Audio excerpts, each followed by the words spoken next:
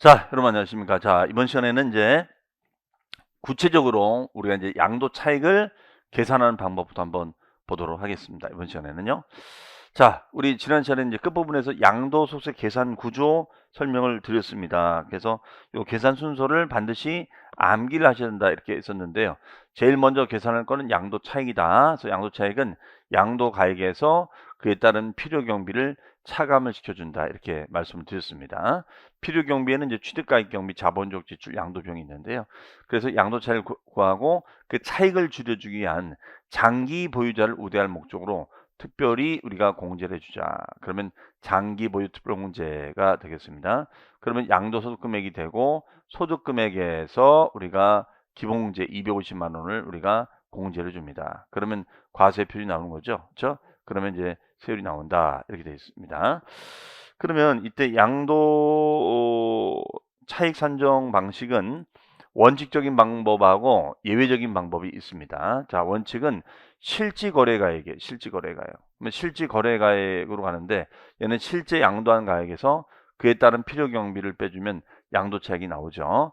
그러면 이때 양도 가액은 이제 판매한 금액이 되는 거고 필요 경비는 그에 따른 경비가 되겠죠. 그럼 여기 필요 경비는 실제로 취득한 가액, 그다음에 자본적 지출에 양도 직접 비용이 있습니다. 이걸 다 차감시켜주면 필요 경비를 하고 양도 차익이 나오는 것이죠. 그럼 여기서 이제 중요한 포인트는 뭐냐면 이 필요 경비로 인정을 받느냐 못 받느냐 이거예요. 필요 경비로 인정을 받느냐 못 받느냐. 자, 이걸 따지자 이거예요. 그래서 얘는 우리가 암기하실 때 취동그라미, 자동그라미, 양동그라미 뭐가 되죠? 취자 양이 되죠. 취자 양, 취자 양. 네, 이렇게 됩니다. 자, 그러면 필요 경비는 취자 양이 되는 거죠. 자, 그래서 여기서는 이제 인정이 되는 경비가 있고 인정이 안 되는 경비, 요 구분하는 게 우리 시험에 잘 나옵니다. 자, 그럼 여기 보시면은 이제 추계 방식, 추계 방법은 뭐냐면 실제 거래 가액을 확인할 수 없을 때, 즉 양도가나 취득가액 자체를 실거래가 확인할 수 없었을 때는 추계하자, 추정해서 계산하자 이거예요. 추계하자. 그러면 추계 순서가 있는데, 요 추계 순서가 있는데, 요 추계 순서는 양도가액이 분명하지 않았을 때, 취득가액이 분명하지 않았을 때, 그럼 양도가액이 불명했을 때는 매매 사례, 자, 매매 사례 가액이 되고요. 자, 매매 사례 가액. 혹시 주변 매매 사례가 있는지, 그 다음에 이제 대출 감정가액이 있는지, 아니면 국세청 기준시가가 있는지, 그럼 얘는 이제 매감기가 되겠죠. 매감기, 매매 사례 가액, 감정가액, 기준시가 이렇게 됩니다. 자, 그러면은 이제 주로 이제 아파트 같은 경우에는 매매 사례가 많이 있습니다. 그런데 만약에 매매 사례 가액이 없으면은 이제 감정가로 가고 그 감정가액도 없으면은 국세청 기준시가로 가자. 이렇게 얘기를 하고 있습니다. 그럼 얘는 이제 뭐가 되겠어요? 매감기. 그렇죠? 매감기가 되겠죠. 그다음에 취득가액이 불분명했을 때는 매매 사례 가액, 자, 그다음에 감정가액, 그다음에 환상가액, 그 다음에 이제 기준시가로 갑니다. 그럼 얘는 뭐가 돼요? 매감 환기가 되겠죠. 매감 환기. 자, 매감 환기가 되겠습니다. 그러면 양도가액이 만약에 매매사례 가액이다. 그럼 얘도 매매사례 가액으로 가는 거고요. 만약에 얘가 감정가액이면 얘도 감정가액으로 가야 됩니다. 네. 이런 개념을 우리는 뭐라고 하냐면 동일시 기준 원칙이다. 이렇게 얘기하죠. 동일시 기준. 네. 동일시 기준 원칙 이렇게 얘기해요. 동일시 기준이다. 그래서 만약에 양도가액을 실거래가를 모르면 얘가 매매사례. 그럼 얘도 매매사례. 얘가 감정가액이면 얘도 감정가액. 이렇게 간다는 거죠. 해석이. 자, 그다음에 양도가액을 몰랐을 때 순서가 매감기, 취득가액은 매감환기가 되겠죠. 그렇죠? 자, 그러면 이제 대원칙을 한번 보겠습니다. 자, 여기는 이제 경비 인정되는 항목이 있고 인정이 되지 않는 그런 항목이 있죠. 그래서 시험 문제 보통 물어볼 때는 이제 이런 항목을 구분할 줄 아느냐 이렇게 많이 물어봐요. 일단 취득가액이 포함되는 경비는 뭐냐? 취득세 및 기타 부대 비용이 들어갑니다. 네. 취득세 및 기타 부대 비용이 들어가요. 네. 그러면 이제 취득한 금액에다가 그에 따른 이제 세금 비용이 다 들어가는 거고요. 그 다음에 이제 여기 보시면 이제 소송비 화해비도 들어갑니다. 뭐 우리가 부동산 소송을 통해서 취득을 했다. 그럼 소송비도 들어간다는 것이죠. 그 다음에 이제 요 이자가 있는데 요 이자, 자, 요 이자가 좀 헷갈릴 수 있는 대목이에요.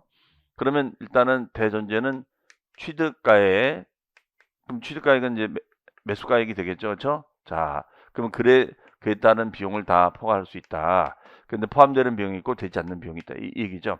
그럼 여기서 우리가 이제 이자, 자, 이자 같은 거를 들여다보면 이자는 약정 이자가 있습니다. 약정 이자가 있고, 그 다음에가 대출 이자가 있고요. 대출 이자가 있고, 그 다음에 연체 이자가 있습니다. 연체 이자. 연체 이자. 네, 연체 이자. 그러면 얘는 대출 이자가 있고, 그 다음에 연체 이자가 있습니다. 그다음에 약정 이자, 이건 들어가고, 대출 이자하고 연체 이자는 들어가지 않습니다. 그러면 우리가 이자는 약정된 이자가 있습니다. 그러면 보통 우리가 할부 약정을 맺어요. 할부 약정. 할부 약정을 맺으면 할부 약정상의 이자가 나갈 수 있죠. 요거 인정이 될 수 있습니다. 그러나 대출이자라든가 연체이자 요거는 안 들어간다는 거예요. 대출이자나 연체이자는 우리가 들어가지 않습니다. 네, 대출이자나 연체이자는 들어가지 않는다. 자, 이런 거 좀 조심해야겠죠. 그렇죠? 특히 이 대출이자 안 들어간다는 거 조심하셔야 됩니다. 그 다음에가 이제 여기 보시면 지연이자, 지연으로 인한 이자가 이제 여기 들어가는 거죠. 여기 들어간다 보시면 되겠어요. 그 다음에 이제 또 취득할 때는 취득에 따른 세금 비용이 들어가죠. 그러면 취득세가 들어갑니다. 그 다음에 이제 우리 취득을 무상으로 취득할 수 있잖아요. 그러면 상속세라든가 증여세를 부담할 수 있어요. 증여세를 부담할 수 있습니다. 그러면 취득세는 경비정이 되는데 상속세나 증여세는 경비정이 안 돼요. 얘는 안 됩니다. 자, 취득과 연계된 우리 지방세는 들어가지만 상속세나 증여세는 들어가지 않아요. 단 2월 과세가 되는 증여세가 됐을 때는 얘는 인정이 됩니다. 그래서 2월 과세가 뭐였냐면 남편이 부인에게 아버지가 아들 딸에게 증여 양도하는 거죠. 특수관계인에게 증여 양도하는 거예요. 자, 남편이 부인에게 아버지가 아들 딸에게 증여 양도했을 때를 말합니다. 이것을 2월 과세라고 합니다. 2월 과세. 이걸 2월 과세 이렇게 얘기해요. 그러면 2월 과세가 적용됐을 때는 인정이 된다. 이렇게 해석하시면 되겠습니다. 자, 그 다음에 두 번째는 자본적 지출액이에요. 자본적 지출액.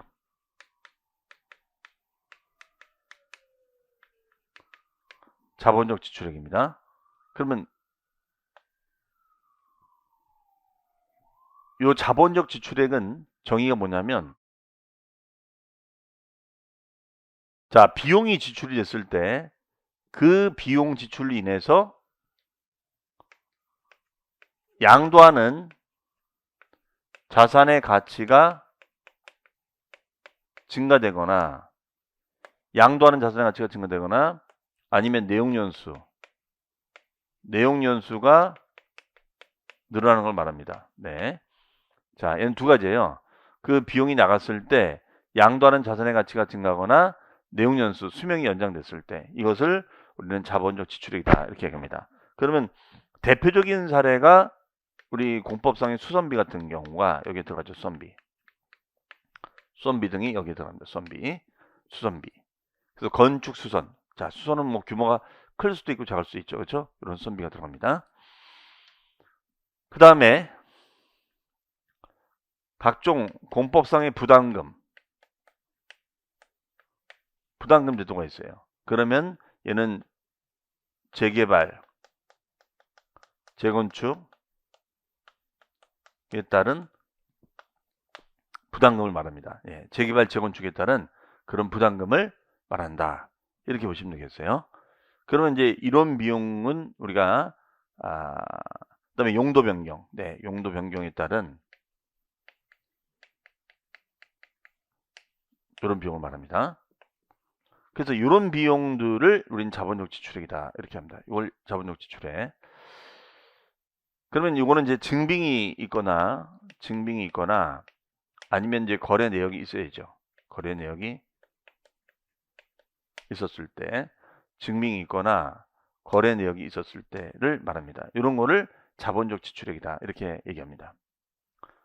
뭐 실제로 이제 이런 수선비라든가 이런 부담금이나 용도 변경에 따른 비용이 꽤 많이 들어가거든요.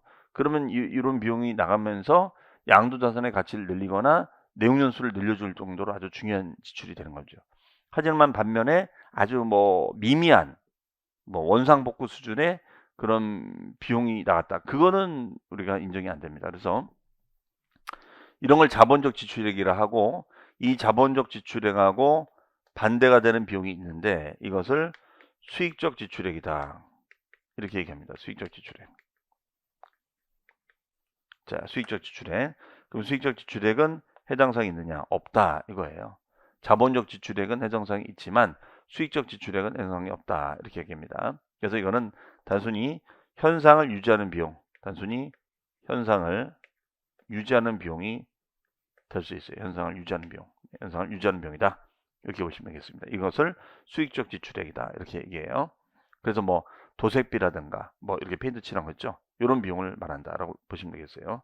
이건 단순히 현상을 유지하는 비용이니까. 자, 그러면 이제 이런 항목들을 주고 이제 인정이 되느냐 안 되느냐 이렇게 따지는 거죠. 그러면 여기 보면 이제 도장비, 도장은 이제 페인트를 칠하는 거죠. 방수, 도배장판 이런 비용은 이제 현상을 유지하는 비용이니까 이거는 수익적 지출액이다 이렇게 얘기합니다. 그러면 요거는 우리가 자본적 지출액하고는 완전히 반대가 되는 그런 개념이 되겠죠. 자본적 지출액하고는 완전히 반대가 되는 그런 개념이 되겠습니다. 그래서 수익적 지출액하고 자본적 지출액, 예, 이렇게 나눠집니다. 그래서 이거는 자본적 지출액은 얘는 자산의 원가로 우리가 반영이 되는 거고요. 수익적 지출액은 단순히 비용, 네, 비용의 발생으로 봐야겠죠. 그런 점에서 좀 차이가 있다라고 보시면 되겠습니다. 자, 그 다음에 이제 또 한 가지가 바로 감가상각비예요. 감가상각비. 자, 또 한 가지가 감가상각비가 됩니다. 감가상각비. 자, 감가상각비하고 그다음에 현재 가치 할인 차금. 여러분들 다 개론 시간에 배운 단어죠. 현재 가치 할인 차금이 되겠습니다. 그러면 감가상각비나 현재 가치 할인 차금 요거는 아무런 말이 없으면은 경비인정이 돼요. 그런데 요거는 우리가 보유, 즉 임대할 때도 경비 처리를 할 수도 있고 그 다음에 양도할 때도 경비 처리를 할 수가 있어요. 그럼 만약에 감가상각비나 요 현재 가치 할인 차금을 보유할 때 써먹지 않았다. 그러면 양도할 땐 경비인정이 돼요. 그런데 만약에 보유할 때 경비로 산입했다. 보유할 때 경비로 만약에 산입했다. 이런 말이 들어가 버리면 이중적으로 공제받을 수는 없거든요. 그러니까 이미 보유할 때 경비로 들어갔으니까 양도할 때는 인정할 수 있다 없다? 없다. 이렇게 얘기합니다. 자, 보유 임대할 때는 사용하지 않았어요. 그럼 양도할 때는 경비 인정이 됩니다. 하지만 보유 임대할 때는 경비로 산입했습니다. 하지만 양도할 때는 넣지 말자. 이렇게 보자는 거죠. 그렇죠? 자, 이 얘기가 되겠습니다. 그래서 보유 임대할 때는 이미 넣었다면 양도할 때는 사용할 수 없다. 이렇게 보시면 되겠어요.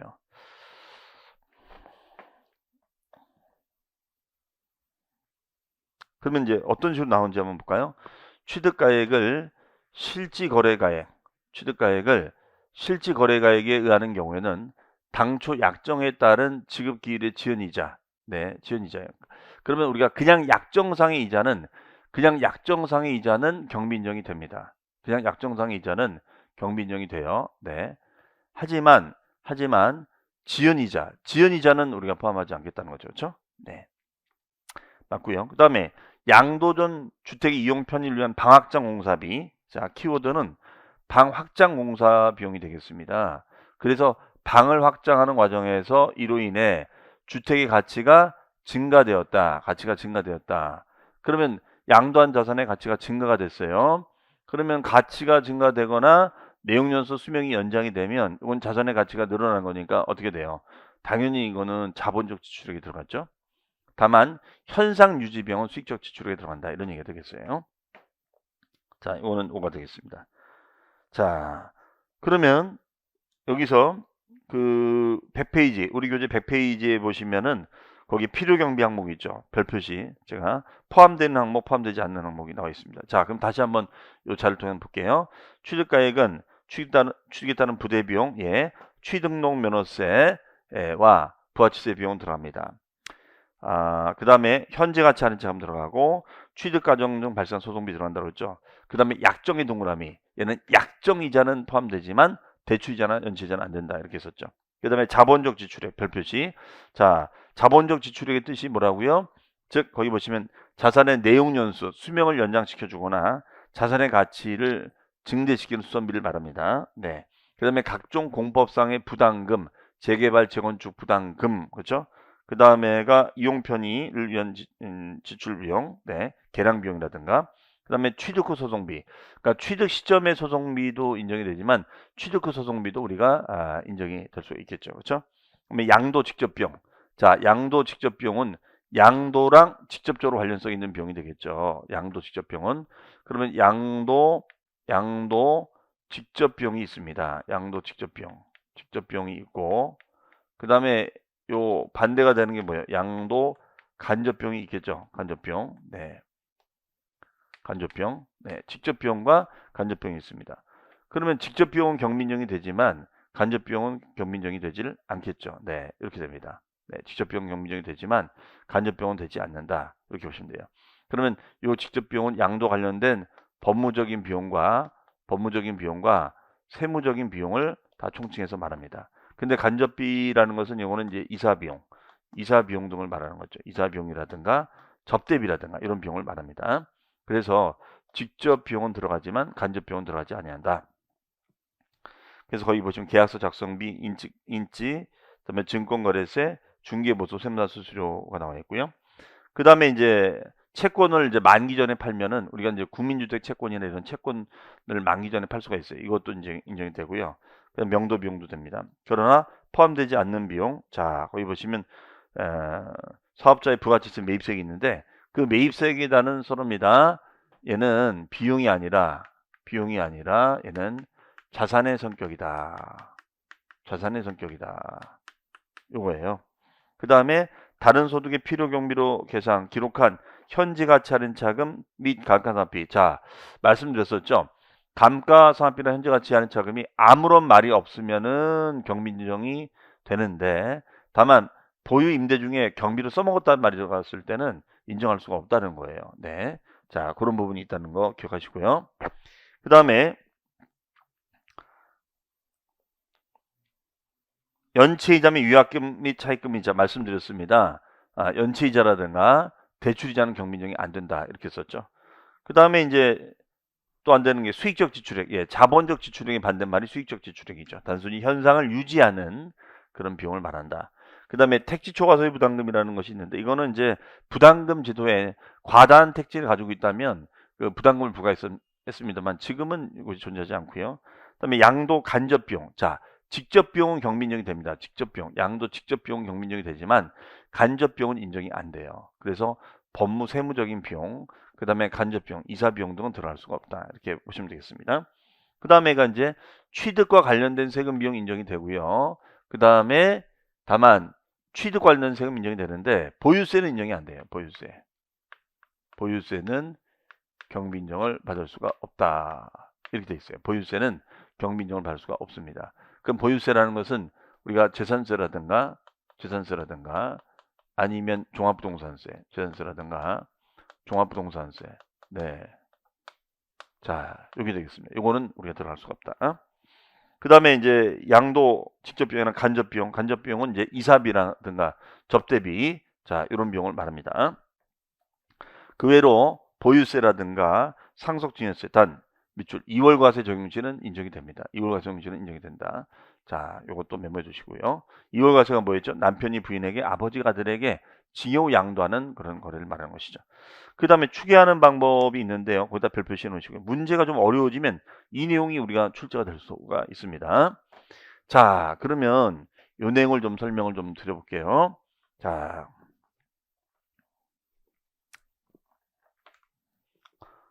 그럼 만약에 이런 얘기입니다. 양도 과액이 있죠. 그 다음에 마이너스 취득가액이 있습니다. 그 다음에 자본적 지출액하고 그 다음에 양도 직접 비용,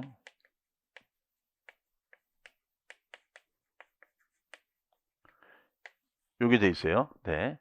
그러면 이게 이제 양도 차익이 됩니다. 양도 차익.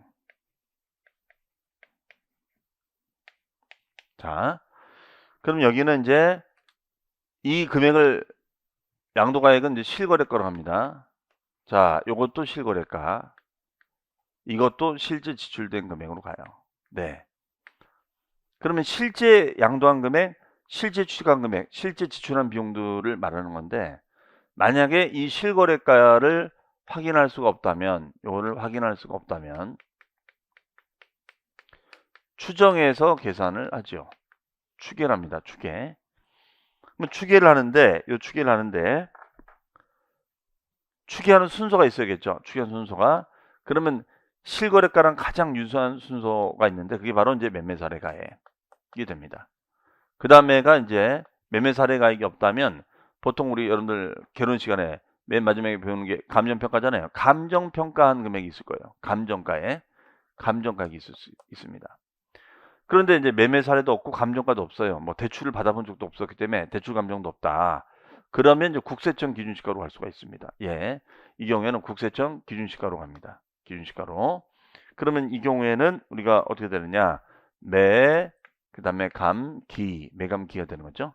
그다음에 취득가액을 우리가 몰랐을 때는 매매 사례가액, 그다음에가 감정가액, 그다음에가 환산가액, 그 다음에가 기준시가로 간다는 거죠. 네.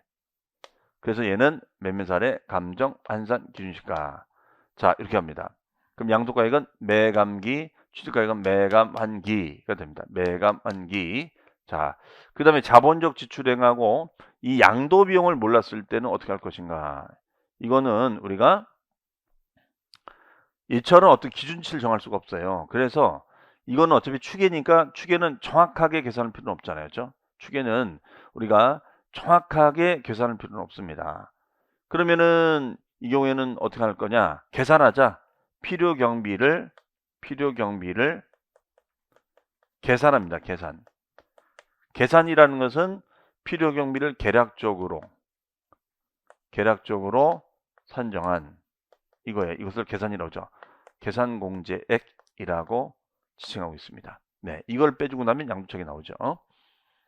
그러면 얘는 계산 공제는 어떻게 하느냐? 얘는 공식이 취득 당시 만약에 양도 당시 하면 틀립니다. 얘는 취득가액과 관련돼 있으니까 양도 당시, 그럼 이건 틀리는 거예요. 취득 당시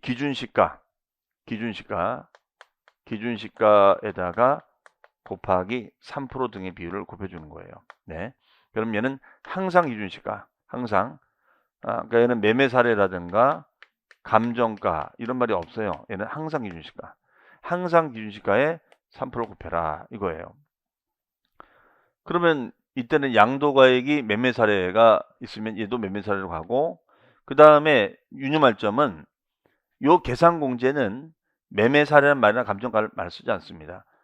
즉 매매 사례 가액, 양도가액 매매 사례, 추가도 매매 사례. 자, 그러면은 얘는 어떻게 되느냐? 매매 사례나 감정가라면 안 쓰고 항상 기준시가요. 항상. 이걸 조심하셔야 돼요. 저 말이 매매 사례 감정가라는 말이 오면 안 된다는 거 주의하시고요. 그럼 만약에 매매 사례 가액이 조회를 해보니까 1억 원이야. 취득가액은 5천이에요. 그럼 보통 매매 사례 가액이 높을까요? 기준시가가 높을까요? 매매 사례 가액이 높겠죠. 그래서 기준시가를 조회를 해보니까 얘는 3천이에요. 3천. 그러면 이때 기준시가 계산 문제는 5천으로 하는 것이 아니라 3천으로 하자. 3천. 그러면 3천에 30%는 900이고 3%면은 90만 원 되겠죠. 90만 원. 네. 90만 원 될 거예요. 그러면 1억에서 우리가 5천 빼주면은 5천에서 90만 원 빼주자. 그렇죠? 그럼 4,910만 원 되겠죠. 양도차익은 4,910이 될 거예요. 4,910만 원. 네. 이렇게 된다. 이거 4,910. 네. 4,910만 원이 된다. 이렇게 보시면 되겠습니다. 네.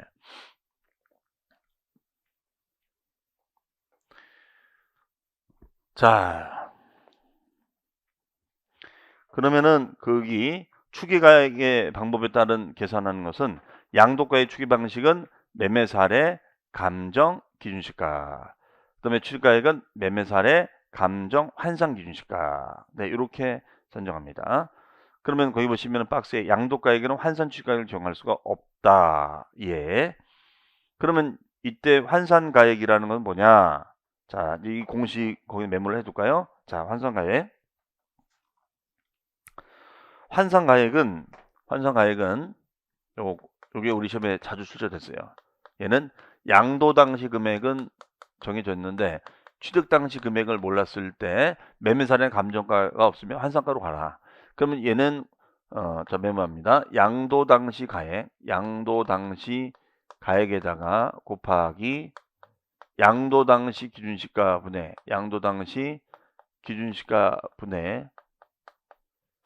취득 당시 기준시가를 곱해주는 거예요. 네. 그럼 취득 당시 기준시가를 양도 당시 기준시가 나눠준 거죠. 네. 그래서 양도 당시 가액 곱하기 요 비율로 환산해주는 것을 말합니다. 이것이 환산가액이 되는 겁니다. 자, 그래서 거기 보시면은 그 1번, 근데 이 환산가는 취득가액을 몰랐을 때만 쓰는 것이지 양도가액은 없다는 것 사실. 그 다음에 3번 추계 방식에서 1번의 매매사례, 2번의 감정가, 3번 별표시 환산 취득가액. 자, 얘는 양도 당시 실지거래가액 또는 매매사례가액 또는 감정가액 곱하기 양도 당시 기준시가분의 취득 당시 기준시가로 가자. 이렇게 되어 있습니다. 그렇죠? 자, 그래서 우리는 얘는 기준시가로 우리가 선정을 한다는 것이죠. 그렇죠? 그러면 만약에 뭐 이런 거죠. 예를 든다면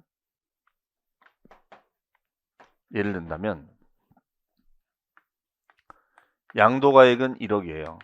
1억인데 마이너스 취득가액은 우리가 모른다. 자, 그래서 얘는 기준시가 조회를 하고 그다음에 취득 당시는 기준시가 조회를 하자. 자, 이게 되겠죠. 그러면은 조회를 했더니 얘는 뭐 5천이 되고 얘는 뭐 8천이 되고 얘는 4천이 됐다. 뭐 이럴 수 있잖아요. 그러면 저 공식대로 한다면 양도 당시 금액이 1억 원이죠. 자, 1억 원. 그다음에 양도 당시 기준시가 얼마예요? 8천이잖아요. 그렇죠? 자, 그다음에 취득 당시 기준시가 얼마? 4천. 아, 그대로 갖다 집어넣으면 돼요. 그럼 여기가 이제 8천분의 4천이 되는 거니까 2분의 1이 되겠죠? 그럼 5천이 되겠죠? 요 수객가액은 5천이 되는 겁니다. 5천. 자, 이렇게 됩니다. 5천. 자, 그러면 여기에는 이제 5천이 되고 그다음에 필요금리 계산 문제액은 취득 당시 기준시가 자, 기준시가가 얼마예요? 3천. 그렇죠? 그러면 3천에다가 저긴 4천이었었죠? 4천에다가 몇 프로?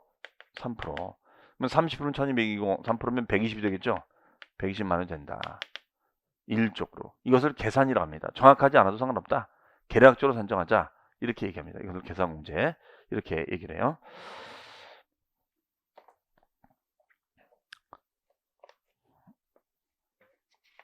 자, 그 다음 페이지에 보시면 2번에 필요금리 계산 문제 별 표시해 놓으시고요. 자, 토지 건물은 취득 시점에 기준시가에다가 3%, 미등기 0.4. 이때 요념할 점은 미등기 일치라도 해준다는 거죠. 그다음에 부동산에 관한 권리, 지상권, 전세권 등은 7%, 그다음에 취득할 수 있는 권리나 기타 자산 1%가 되겠습니다. 이때 꼭 유념할 점은 토지 건물은 3%가 되고, 그다음에 미등기는 0.3% 된다는 거 기억하시고요. 그다음에 박스 밑에 보시면 취득가액을 환산 취득가액으로 했을 때, 자 밑줄이에요. 환산 취득가액과 계상공제의 합이 실제 지출된 자본적 지출과 양도 비용보다 적었을 때는 실제 지출된 자본적 지출액과 양도 비용의 합계액으로 보자. 자, 이건 뭐냐면 이거예요. 지금 이걸로 이제 다 계산을 해놨거든요. 다시 말하면 지금 그 문장의 뜻이 뭐냐면 요 필요 경비를